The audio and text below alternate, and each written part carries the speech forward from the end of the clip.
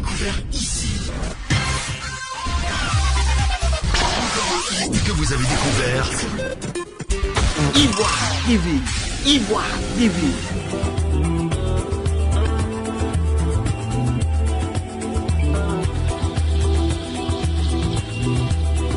Vous avez découvert ici. Que vous avez découvert Ivoire TV. Ivoire TV.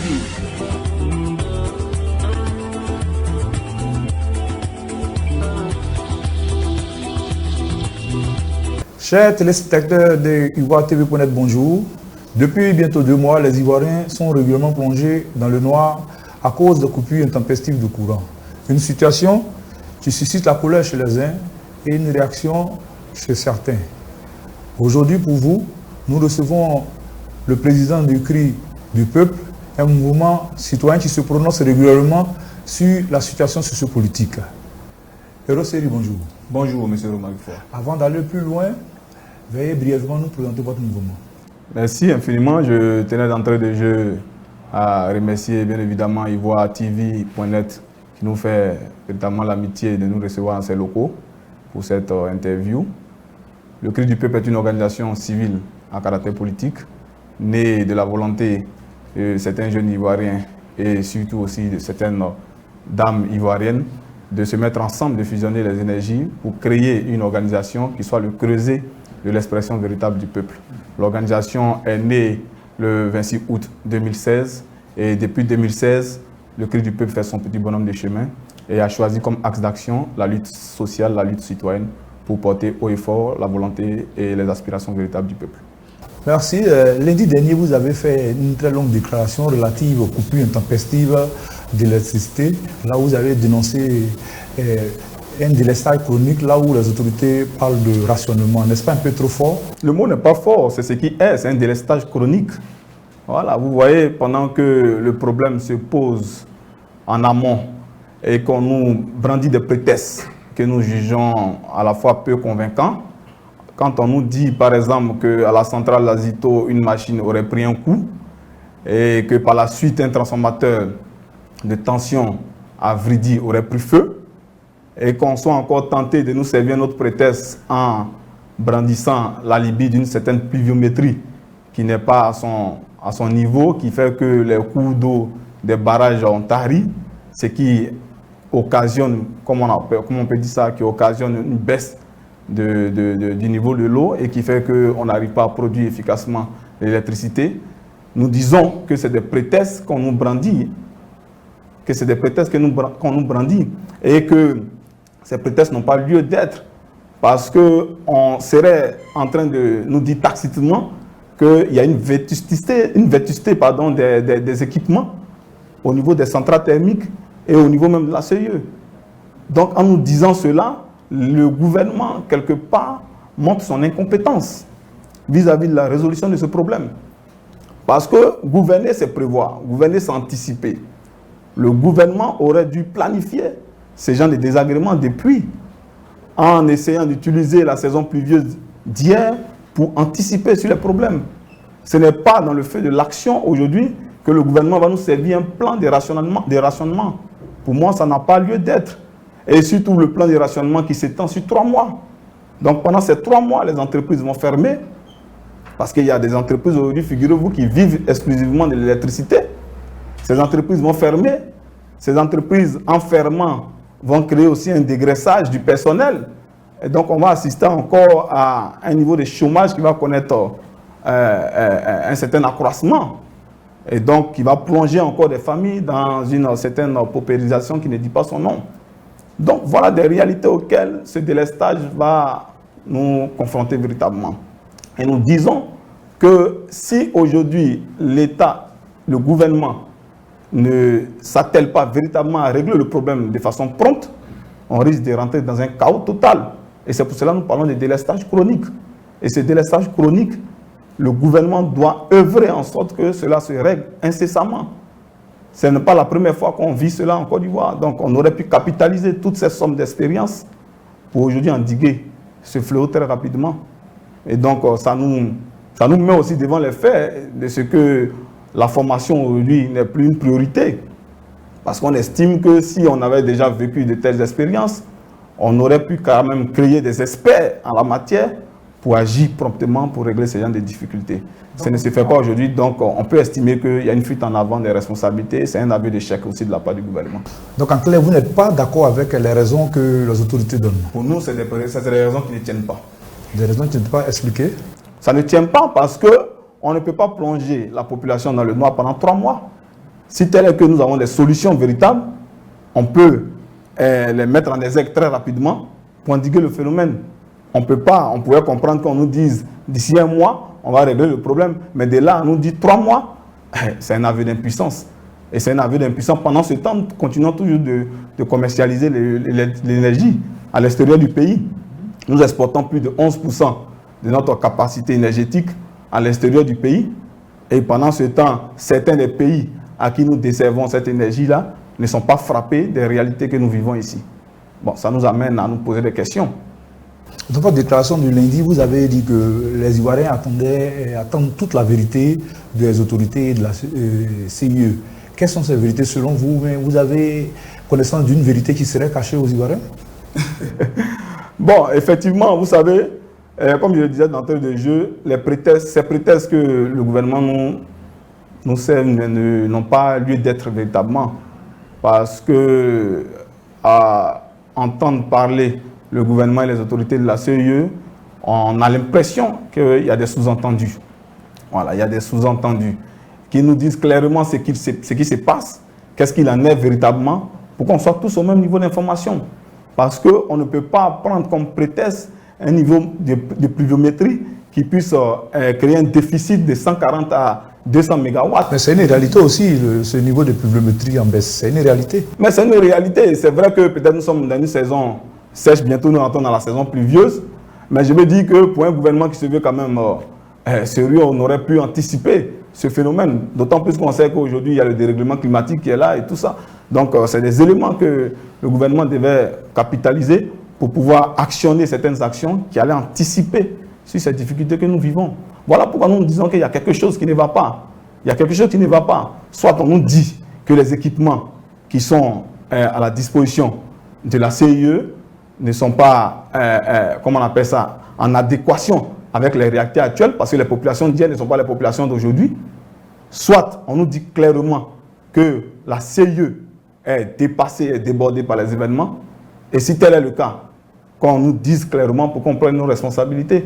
Et que s'il y a lieu de casser ce monopole de la CIE pour pouvoir permettre à certains investisseurs de venir investir dans le domaine de l'énergie, de sorte à décentraliser certaines actions pour permettre aux populations de souffler. Parce qu'aujourd'hui, vous voyez, ce monopole caporalise en quelque sorte la vie des Ivoiriens. Figurez-vous. Justement, parlant de monopole, vous avez parlé de briser le monopole. Est-ce que dans le contexte actuel, c'est possible? Et puis, vous ne craignez pas d'entraîner nos gouvernants sur un terrain très glissant? Mais ce n'est pas nous qui allons briser ce monopole. Nous faisons des propositions en tant qu'acteurs de la société civile. Nous relayons, nous sommes les porte-voix des réalités que les populations vivent. Je suis en train de vous transmettre ici à ivoiretv.net ce que le citoyen lambda d'un quartier, d'un bas quartier de Yopougon, d'un bas quartier de Kogodi-Angro, d'un bas quartier d'Abidjan, ce que le transporteur ou du moins l'usager dans le Baka dit. Je suis en train de vous transmettre ce que les populations dans les plus bas quartiers disent tout bas, pour vous dire clairement que ce monopole-là appauvrit. Ce monopole-là accroît la misère des populations, et donc il est temps de pouvoir le briser, parce que voyez-vous, malgré le délestage qui est là actuellement, vous allez voir que les factures, nous allons assister à des coûts stratosphériques à la limite. Les gens vont nous brandir des factures qu'on n'a pas consommées, mais on sera obligé de les payer parce qu'il y a un monopole qui est là. Donc pour nous, il faut revoir les thèmes, que le gouvernement revoie les thèmes du contrat, certainement qui le lie à la CIE, pour que cela n'ait pas de répercussions assez négatives sur la vie, sur le quotidien des populations. C'est de ça que nous nous parlons. Voyez-vous? Parce qu'aujourd'hui, quelqu'un qui n'arrive même pas à manger convenablement, qui n'a pas droit aux 3 repas par jour, se retrouve en train de payer des factures avec des montants assez faramineux. nous pensons que c'est une injustice. Et nous, en tant qu'organisation de la société civile, c'est de lutter pour qu'il y ait une justice sociale, c'est de lutter pour le bien-être des populations. Donc tout ce qui peut être un frein à la liberté ou bien peut être constituer une entorse au bien-être des populations, nous devons déporter ça haut et fort. Vous avez évoqué aussi ici ce sujet, la formation de certains experts en matière d'énergie. Cela sous-entend que ceux qui sont là actuellement ne sont pas formés, n'ont pas la compétence adéquate pour gérer ce problème? Non, nous ne sommes pas en train de dire qu'ils n'ont pas la compétence requise pour gérer le problème. Loin de nous cette prétention. Nous faisons des propositions. C'est vrai qu'en même temps que nous critiquons, nous faisons des propositions. Nous estimons qu'il faut apporter une somme de savoir à l'équipe actuelle qui est là. Nous estimons que c'est une situation que nous avons déjà vécue. On aurait dû prendre des dispositions pour anticiper, comme je l'ai dit tout à l'heure, mais en le faisant, c'était de former des gens qui allaient pouvoir permettre de régler ces situations-là de façon prompte pour ne pas qu'on soit en train de mettre sur pied un plan de rationnement qui va durer 3 mois.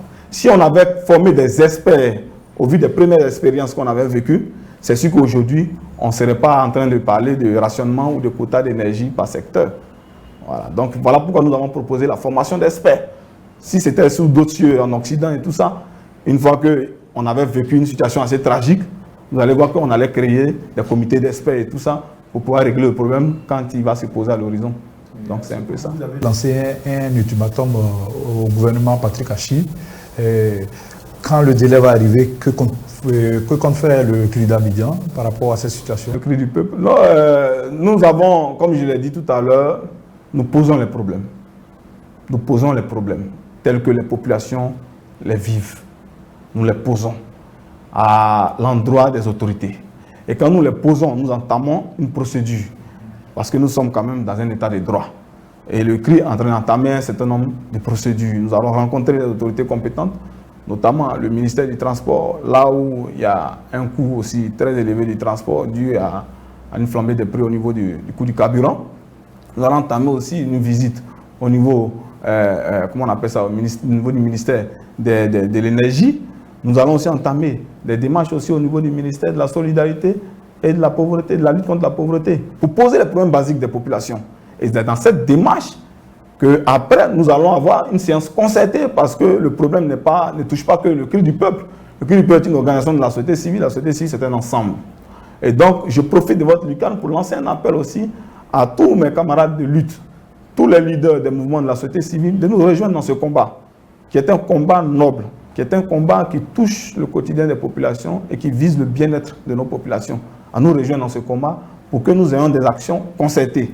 Et ce n'est qu'à partir de là, et au soir des résultats que nous allons avoir au vu des différents entretiens que nous allons avoir avec les autorités, que nous allons donner maintenant la conduite à tenir.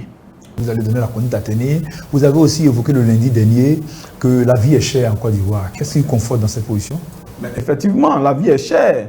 Parce que, figurez-vous, que hier, comme je le disais, les populations avaient du mal à se nourrir. Combien de personnes arrivent à avoir droit, ne serait-ce qu'à 3 repas par jour? On peut les compter du bout du doigt. Nous sommes dans une situation où les plus riches s'enrichissent davantage et les plus pauvres s'appauvrissent. Le fossé entre les riches et les pauvres, aujourd'hui, est énorme. Voyez-vous? Et comme si cela ne suffisait pas dans l'indifférence totale de nos autorités, chaque fois a son lot d'augmentation. Les denrées alimentaires de première nécessité aujourd'hui ont flambé carrément. Je le dis, et de façon technique, vous verrez, aller sur le marché. Le kilo de viande qui hier était de 2000 voire 2500 francs est passé à 3000 francs aujourd'hui. Hier, quand c'était 2000 francs, nos mères, nos femmes avaient du mal à pouvoir vraiment acheter ce kilo de viande. À la limite, quand tu donnes ton argent de popote à ta femme, quand elle va, tu as l'impression qu'elle fait ce qu'on appelle, entre guillemets, je retiens sur l'argent du marché. Mais va sur le marché et tu verras que les réalités sont tout autres. Donc pour ce faire, elles achetaient le demi-kilo, c'est-à-dire à 1000 francs. Mais aujourd'hui, figurez-vous, où le kilo est passé à 3000 francs, ça veut dire que le demi-kilo va coûter pratiquement 1500 francs. Combien de personnes peuvent se donner le luxe aujourd'hui d'avoir accès à la viande pour manger? Ça, c'est de 1. De 2, le carton du poisson. Allez-y, renseignez-vous. Vous verrez que le prix a flambé. De 11 000, pratiquement 12 000 le carton se retrouve à 16 000. Le transport. Hier, là où peut-être pour aller d'Abidjan à Daroua par exemple, tu payais 6 100 francs, aujourd'hui c'est 7 100 francs. Et c'est justifié par quoi? On te dira que c'est le coût du carburant qui a engendré ce phénomène. Qu'est-ce qui a augmenté? Qu'est-ce qui a créé cette augmentation du carburant? On ne nous explique pas. Voilà encore le problème avec le gouvernement. C'est qu'il y a des augmentations et on ne nous donne pas de justifications. Pourtant, il est de notre droit, en tant que citoyen, mais aussi en tant que consommateur, d'avoir accès à ces informations. Qu'est-ce qui justifie la flambée de ces prix? Mais comme on a moins de considération pour les populations que nous sommes, on préfère nous imposer ces dures réalités. Voilà pourquoi nous estimons que ce niveau de vie, la vie est devenue tellement chère que nous pensons qu'à un moment donné, le peuple doit prendre ses responsabilités. Nous devons nous assumer pleinement pour faire comprendre aux gouvernants que trop c'est trop, que nous sommes fatigués de pouvoir vivre au quotidien ces augmentations abusives sans justification qui nous plongent constamment dans une misère accrue. Chers téléspectateurs de iwatv.net, nous recevons aujourd'hui pour vous Hérode Seri, président des Cris du Peuple, une organisation qui se prononce régulièrement sur des sujets d'ordre social et politique. On va de ce point changer carrément de sujet, si vous permettez. Récemment, le lundi dernier, d'une semaine avant, il y a un collectif des victimes de la crise post-électorale qui s'est prononcé sur le retour de Laurent Gbagbo et du ministre Charles Blé Goudé. Et ce collectif dirigé par M. Isiaka Diaby a dit comme ça que Laurent Gbagbo et Blé Goudé, à leur retour, devraient être conduits directement à la MACA. Quel est votre avis sur la sortie de M. Isiaka Diaby?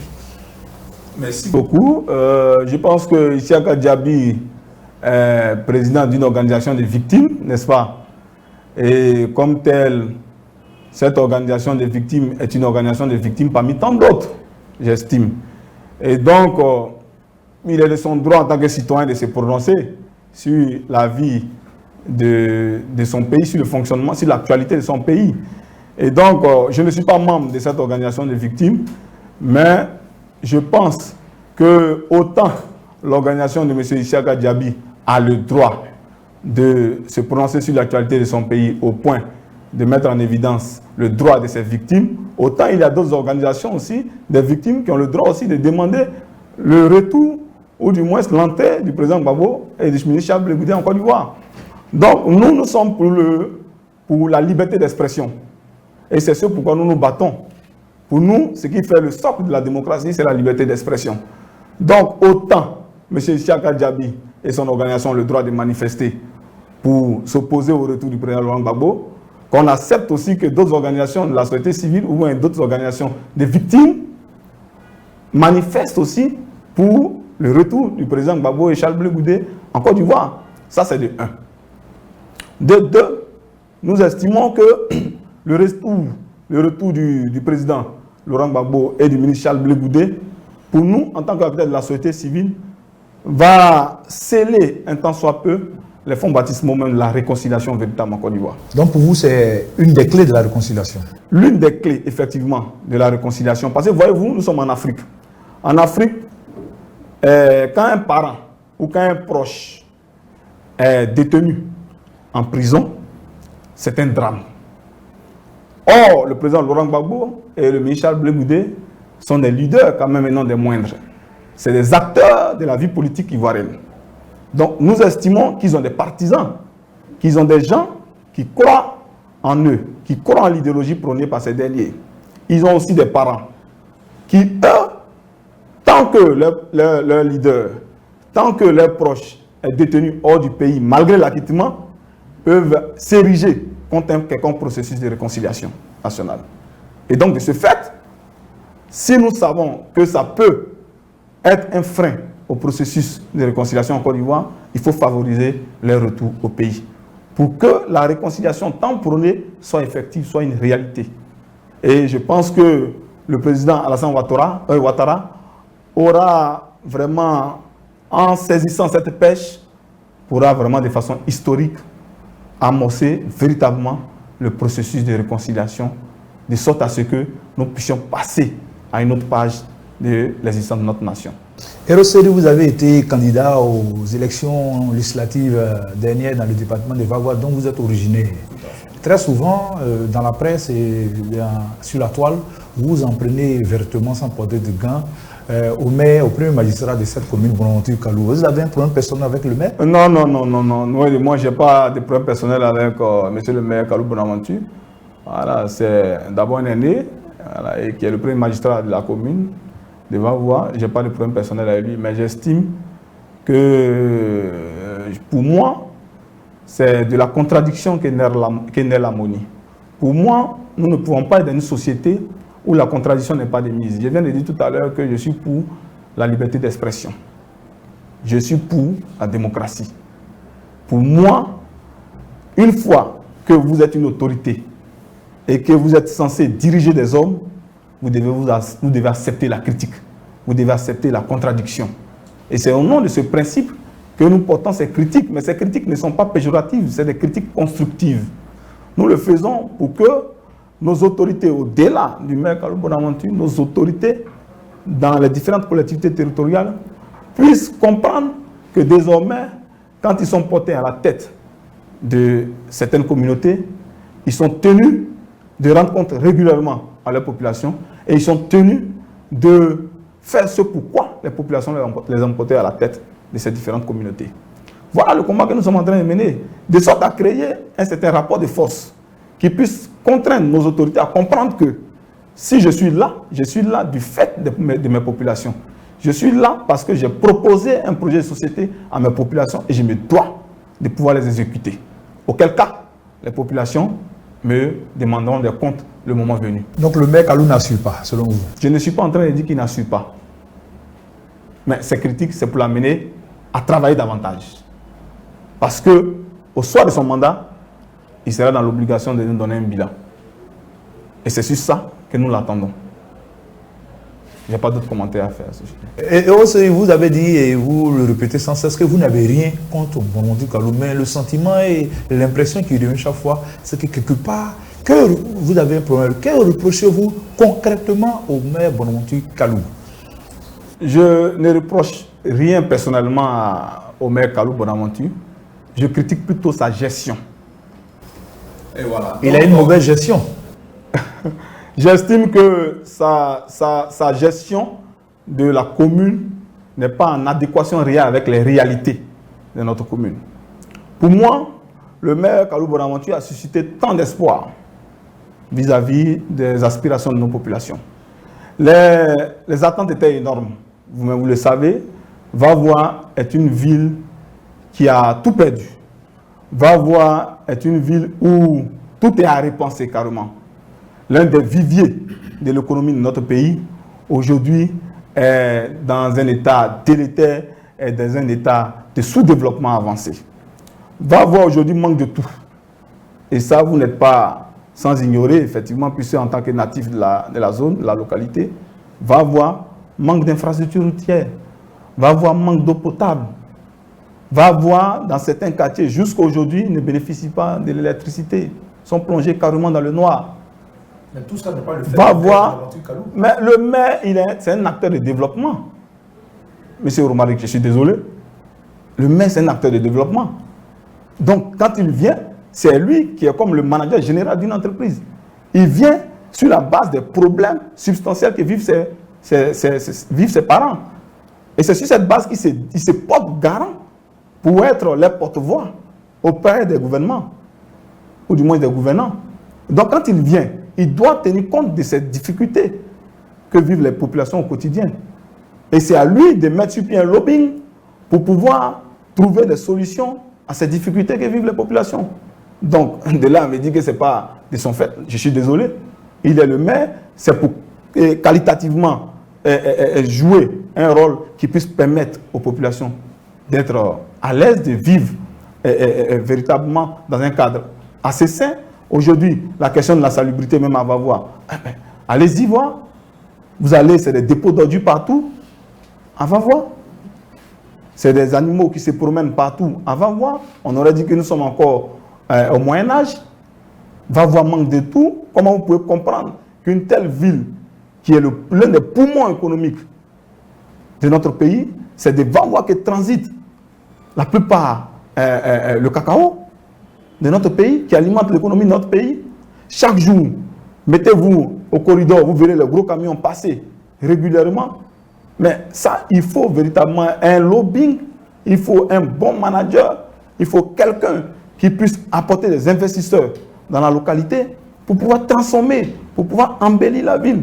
Quand vous rentrez à Vavois, c'est comme si vous êtes rentré dans un gros village. Et ça, je pense que c'est du ressort du maire de jouer ce rôle-là, d'améliorer substantiellement et la condition de vie des populations de la ville.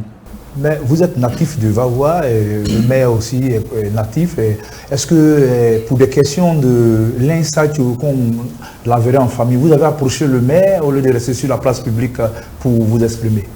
Non, moi, je le disais d'entrée de jeu, moi, je suis un acteur de la société civile. Moi, je dénonce et je fais des propositions. Le problème, ce n'est pas de chercher à rencontrer le maire. Ce n'est pas ça qui est le véritable problème. Le véritable problème, c'est que de par le canal que moi j'ai, quand je pose les problèmes, est-ce que ces problèmes ne sont pas réels? Dès lors qu'on me dit que ces problèmes sont réels, mais c'est aux autorités compétentes de prendre des dispositions pour les régler, pour les endiguer. Je n'ai pas à aller forcément vers lui. Mais les critiques sont très absentes. Ça, c'est vous qui le dites. Ça, c'est vous qui le dites. Ok. On va revenir un peu en arrière. Rotsiri, vous avez parlé tantôt, vous avez pris la position d'une association de consommateurs, véritablement, quand vous parliez de la cherté de la vie, on a pensé vraiment à une association de consommateurs qui se plaignait. Quelles sont vos relations avec ces organisations et les autres mouvements de la société civile? Nous sommes en de bons termes avec toutes les organisations de la société civile, notamment l'association des consommateurs, qui est une organisation aussi. Nous sommes en de bons termes. Et c'est pour cela que tout à l'heure, je l'ai signifié. J'ai dit dans mon propos que la situation que nous vivons actuellement est tellement une situation cruciale que nous demandons à tous ces acteurs de la société civile, à tous nos camarades de lutte, de nous rejoindre dans le combat. De nous rejoindre dans le combat pour porter haut et fort la voix des populations qui croupissent aujourd'hui sous le poids de la misère, sous le poids des difficultés. Donc voilà, nous sommes en de bons thèmes avec toutes les organisations de la société civile et aussi des consommateurs. Nous pensons que c'est dans une synergie d'action que nous pourrons parvenir en tout cas à proposer des solutions, dans une action concertée, à proposer des solutions idoines qui pourront permettre de changer substantiellement et qualitativement la vie de nos populations. Pucheru Balé a fait près de 8 mois en prison, elle est sortie. Quels sont vos thèmes, vous l'avez rencontré et comment, si vous l'avez rencontré, dans quel état d'esprit elle est et quel est votre type de collaboration? Pucheru Balé est une camarade de lutte pour qui j'ai beaucoup d'estime. Nous nous sommes plusieurs fois rencontrés sur certains champs de bataille, entre guillemets, dans notre lutte citoyenne. Elle, son organisation, notre organisation. Nous avons plusieurs fois travaillé en symbiose. C'est une dame pour qui j'ai beaucoup de respect. Et en tout cas, elle me ramène aussi l'ascenseur quand il faut. Nous avons, lors de son incarcération, en tout cas, dénoncé plusieurs fois cette arrestation arbitraire à son niveau. Et nous avons, en tout cas, mené aussi des démarches pour que, effectivement, cette liberté aujourd'hui dont elle jouit soit démise. Souffre que nous ne puissions pas rentrer dans certains détails, mais je pense que de loin, comme aussi avec les canaux souterrains que nous avons œuvré pour qu'aujourd'hui elle puisse être aujourd'hui libérée. Je suis en train elle et moi, nous sommes en train de ménager nos programmes pour que effectivement je puisse lui rendre visite pour en tout cas la saluer et en tout cas lui apporter mon soutien, en tout cas en termes individuels, mais aussi lui témoigner tout le soutien de notre organisation, le Cri du Peuple. Elle le sait, nous sommes restés en de bons termes jusqu'à aujourd'hui. Et je pense que pour l'instant, il faut qu'elle souffle un peu. Voilà, le temps pour elle de revenir dans l'arène de la lutte sociale. Et donc, c'est le lieu pour moi aussi de féliciter cette femme-là, cette femme battante, et aussi remercier les autorités qui ont en tout cas jugé bon de pouvoir la libérer et pour qu'elle puisse être proche de sa famille.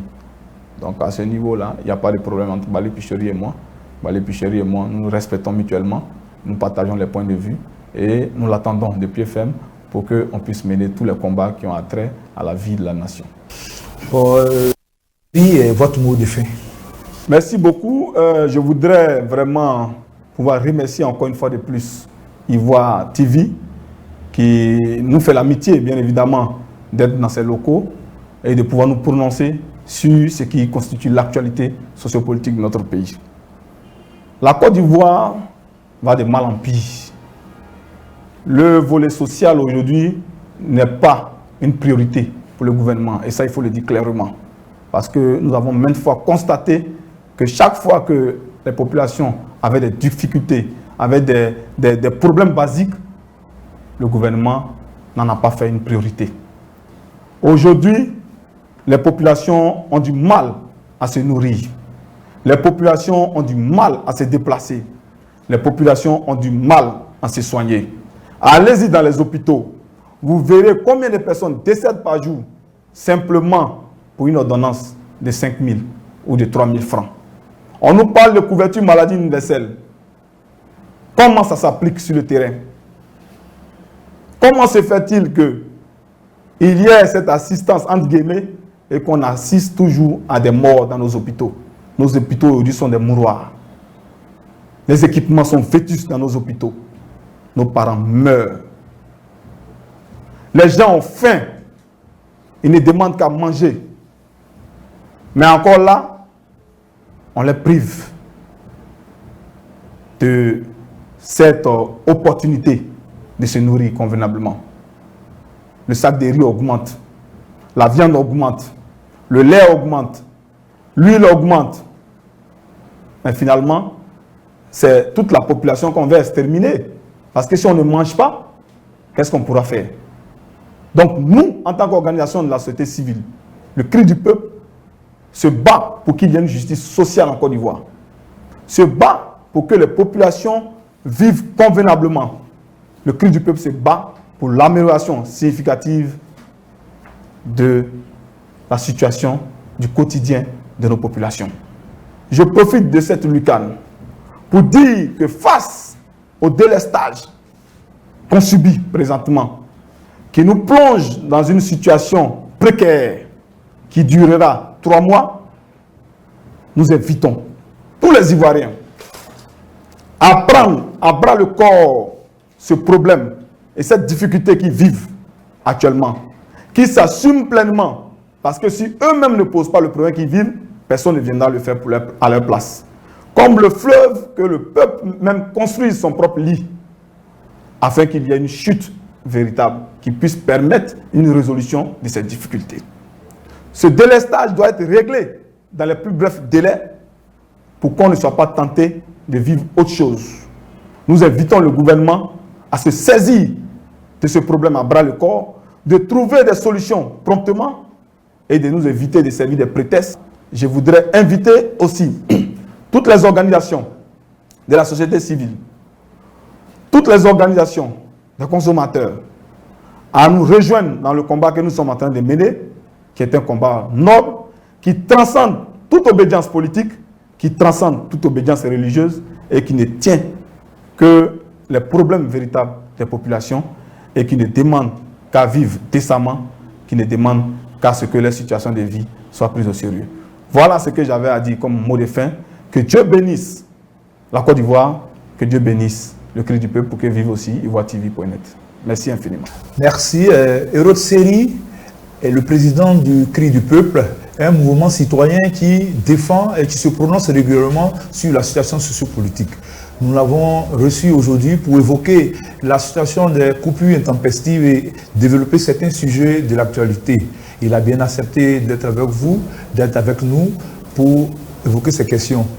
Le débat continue sur notre site et sur notre adresse Facebook officielle. Et nous demandons à toutes ces personnes, tous ceux qui veulent bien évidemment se prononcer sur des questions d'ordre général, nous sommes ouverts et vous pouvez nous contacter à travers les numéros qui s'affichent au bas de votre écran. Nous vous disons merci de votre attention, chers téléspectateurs. Et Rosseri, merci à vous. Merci infiniment. Merci aussi à ivoiretv.net.